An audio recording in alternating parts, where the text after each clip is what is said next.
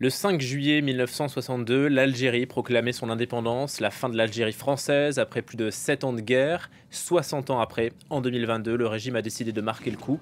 Une parade militaire d'une ampleur inédite s'est élancée dans les rues d'Alger ce matin. Les détails de Faisal Metaoui à Alger.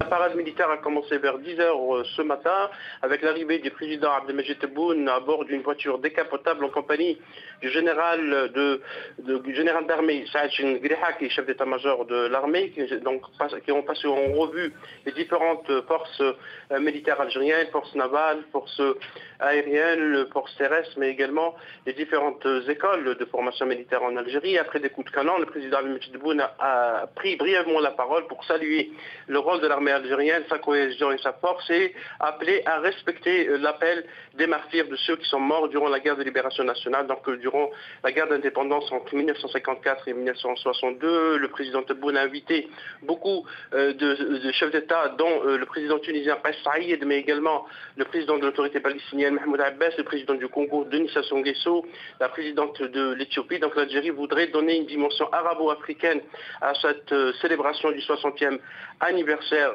de l'indépendance. Le défilé a commencé par un spectacle aérien avec la participation de plusieurs avions, une centaine d'appareils, dont des Sukhoi 30 et 24, mais également des hélicoptères, des avions de soutien aérien et de logistique comme les C-130 et les Ilyushin.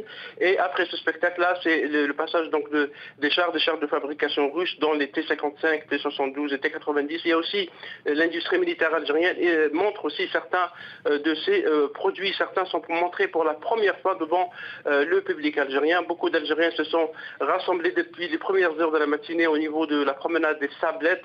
C'est juste à côté, donc à l'est d'Alger, pour suivre cette parade qui va parcourir une vingtaine de kilomètres et qui va se poursuivre donc pendant plus de 3 heures.